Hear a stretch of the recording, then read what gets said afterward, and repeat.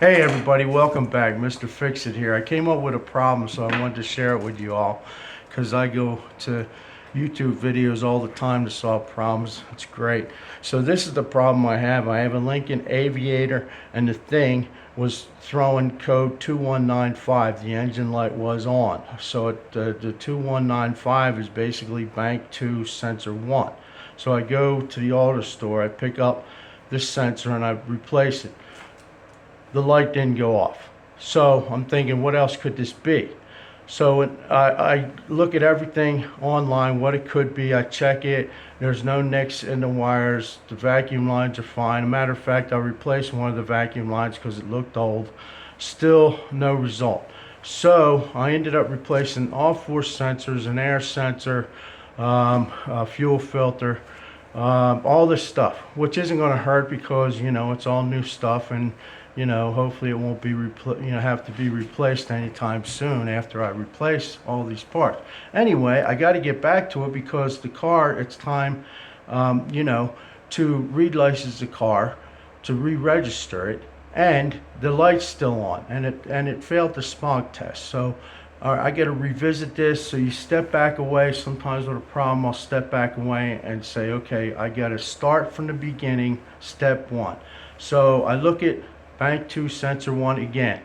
I go down to the auto store. I make the guy nuts. I'm like, are you sure? What is the difference? How do you know the difference between the sensors? We'll come to find out sensor 2 are the same on both sides. Sensor 1 is the same.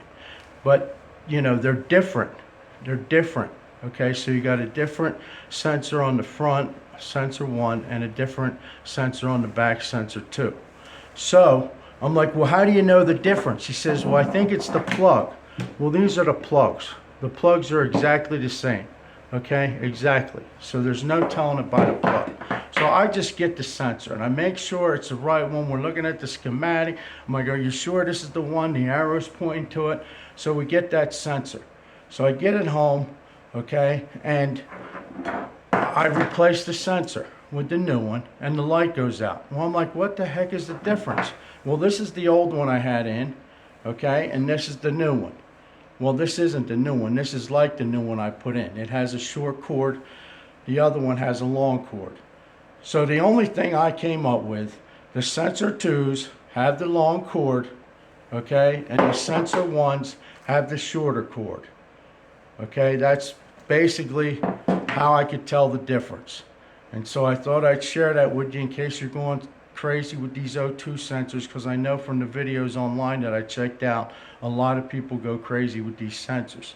So basically, again, I had put the wrong sensor in, which made me crazy for 6 to 8 months, replaced all kinds of parts, okay, just because the guy gave me the wrong sensor the first time, which he probably didn't even realize he was doing that. He probably thought they were the same.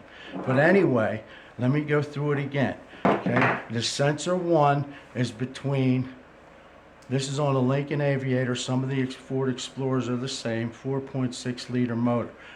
Okay, so the sensor 1 is in between the motor and the cat. Sensor 2 is on the sensor that's after the cat. Okay, so, and your banks are, bank 1 is on the passenger side because the bank goes by the cylinder 1, which is on the passenger side of the vehicle, and then bank 2 is on the driver's side. Okay, so we got bank 2 sensor 1, so it's the sensor on the driver's side in between the motor and the cat. Okay, so that's what I got to, and then after a couple times, of interrogating the auto clerk, making them nuts, we did come up with, I had the wrong sensor. This was for sensor 2, this is for sensor 1. So make sure you get your sensors correct. That's all I got, man. Thanks for coming. Thanks all you who subscribe. Please subscribe. I got a lot of videos here that may be able to help you out. It covers all kinds of topics. And share the video. Mr. Fix-It here. Have a great day. I'm out.